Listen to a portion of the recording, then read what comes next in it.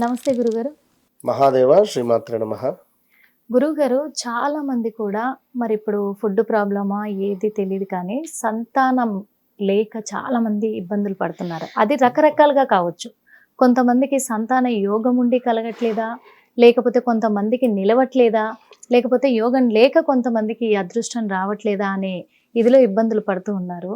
వీళ్ళకి సంతాన యోగం కలగాలి అంటే ఏం చేయాలంటారు గురువు? తప్పకుండా అమ్మ. మీరు అన్నటువంటి ఫుడ్ అనేటువంటిది 100లో 70% ఛాన్స్ ఉంటే మిగిలినటువంటి 30% జాతకరీత్యా జంక్ ఫుడ్స్ ఇవాళ రేపు పిల్లలు అంటే వారిని అనడం అని కాదు, కొంతమంది స్కూల్ అయిపోయిన తర్వాత ఇంటికి రాకంటే ముందు పానీపూరి బండి దగ్గర కనబడుతున్నారు చాలా మంది కూడా. వాళ్ళ తల్లి కూడా వాళ్ళని పికప్ చేసుకోవడానికి వస్తూ దారిలో అవి తినిపించాకనే ఇంటికి తీసుకొని వెళ్తుంది. వాళ్ళు కూడా తింటున్నారు.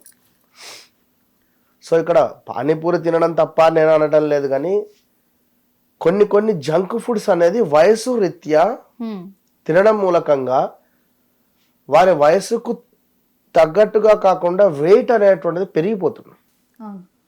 సో ఈ వెయిట్ పెరగడం వల్ల పీసీఓడి అనేటువంటిది ఒకటి క్రియేట్ అవ్వడం జరుగుతుంది జాతకంలో. ఈ పీసీఓడి అంటే ఏంది? నీటి బుడగలు గర్భసంచిలో. సో దీనికి సంబంధించినటువంటి ఇబ్బందులు కొందరికి, నేను ఎంతో మందికి కూడా జాతకం చూసి అమ్మ మీకు పీసీఓడి ప్రాబ్లం ఉంది, ఒకసారి హాస్పిటల్కి వెళ్ళండి అంటే, నిజమే గురువు గారు మొన్ననే వెళ్ళాము, ఉంది నీటి బుడగలు చెప్పిన వాళ్ళు చాలామంది ఉన్నారు. ఎట్ ద సేమ్ టైం నేను వెళ్ళి కనుక్కొని మీరు నా దగ్గరికి మళ్ళీ రమ్మంటే కూడా అలా వెళ్ళి కనుక్కొని వచ్చినటువంటి వాళ్ళు కూడా చాలామంది ఉన్నారు. సో భార్యాభర్తలలో ఎవరికైనా ఇద్దరిట్లో కొంత ఇబ్బందికరమైనటువంటి పరిస్థితులు, ముఖ్యంగా ఇవాళ రేపు సాఫ్ట్వేర్ జాబ్ చేసేటువంటి వారు పాపం కూర్చొని పనిచేయడమే. సో కూర్చొని పనిచేయడం మూలకంగా వారికి కొంతమేర ఇబ్బందికరమైనటువంటి సిచ్యువేషన్స్, స్టమక్ రిలేటెడ్ కానీ అసిడిటీ ఫామ్ అవడాలు కానీ.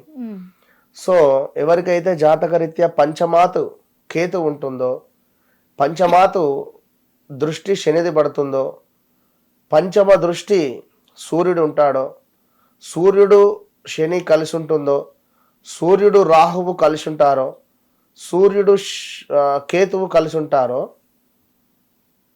కొంతమేర పంచమ భావము 12వ భావము ఇవి సంతానానికి కారకత్వం వహించేటువంటివి. సో ఇవి మనము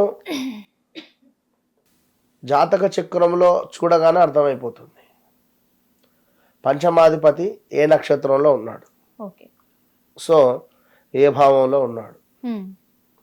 మనకు తనుభావం నుండి సోదర భావము, ధనభావము, మనకు మాతృభావము,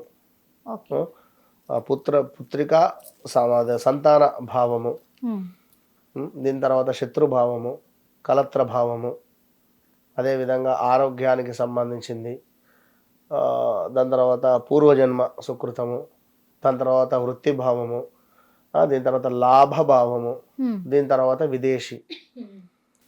అంటే ఇన్ని భావాలలో ఆ పంచమ భావానికి సంబంధించిన అధిపతి. సో నవగ్రహాలలో శనివర్తు రాహు అంటారు. సో శని రాహు ఇద్దరు ఫ్రెండ్సే.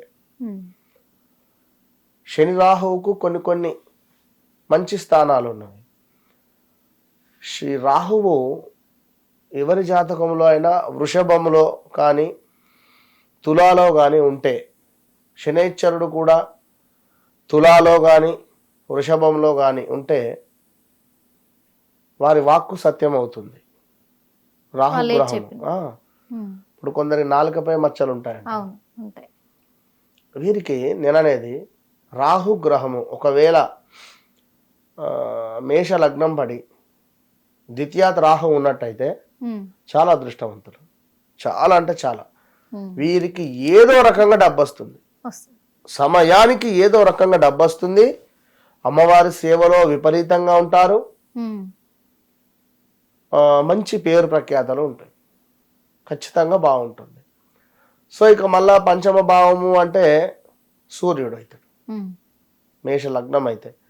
సో ఈ సూర్యుడు సొంతింటిలో ఉన్న, ఒకవేళ అక్కడ శనేశ్వరుడు ఉన్నా ఇబ్బంది.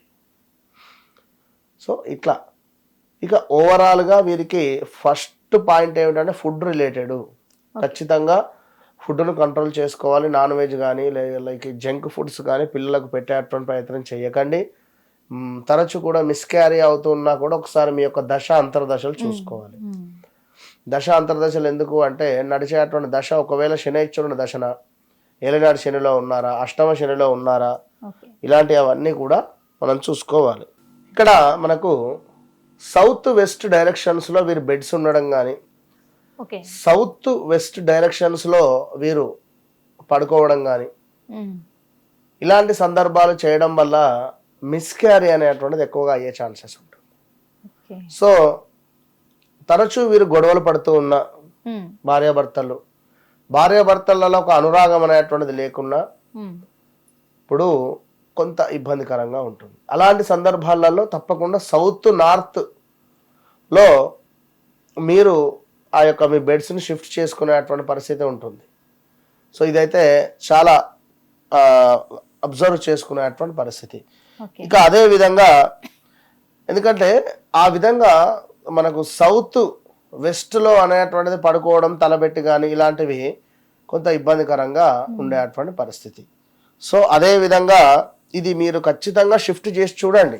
ఉమ్, ఒక 6 నెలలు మనం చెప్పినటువంటి సౌత్ నార్త్ సైడ్లో పడుకునేటువంటి ప్రయత్నం చేస్తే ఖచ్చితంగా కూడా సంతాన యోగం ఏర్పడే పరిస్థితి ఉంటుంది. వీరిద్దరి మధ్యలో కూడా అన్యోన్యత అనేటువంటిది పెరుగుతుంది. ఉమ్, ఇక మరొక విషయం ఏమిటి అంటే కొంతమేర జాతకంలో మనం చెప్పినటువంటి ఈ యొక్క సూర్యుడు శని కానీ, సూర్యుడు రాహువు కానీ, సూర్యుడు కేతువు కానీ కలిసి ఉండడం వల్ల పితృదోషాలు కూడా ఏర్పడతాయి మనకు. ఈ పితృదోషము అనేటువంటిది జాతకంలో మనకు తెలిసిపోతుంది.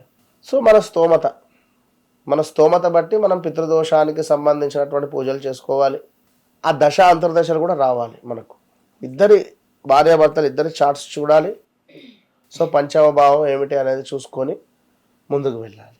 ఇక తండ్రి గారి ఫోటో, ఉమ్, మరణించినటువంటి తండ్రి కానీ తల్లి కానీ అనుగ్రహం మనం పొందాలి.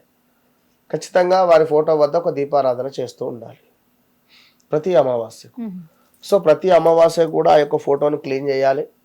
చక్కగా కూడా గంధంతో కానీ భస్మంతో కానీ బొట్టు పెట్టి వారికి నచ్చినటువంటి ఆహారాన్ని వండి ఆ ఫోటో ముందు పెట్టి 11:30, 12:30 ప్రాంతంలో ఇంటి బయట గుమ్మం బయట ఒక దీపారాధన చేసి, గుమ్మం బయట లెఫ్ట్ సైడ్లో పితృదేవతలు వస్తున్నారు అనేటువంటి భావనతో వారికి నమస్కరించుకొని హైలాగా చెప్పి వారు వచ్చారు అనేటువంటి భావనతో తప్పకుండా బ్రాహ్మణులకు పొడి పదార్థాలు అంటే బియ్యము, పప్పు, కూరగాయ, చల్లచమరు ఉమ్, ఇవి దానంగా ఇచ్చేటువంటి ప్రయత్నం చేయడం వల్ల తప్పకుండా మంచి రిజల్ట్ ఉంటుంది. ఏది ఏమైనా కూడా జాతకంలో యోగం అనేటువంటిది మనకు ఉండాలి.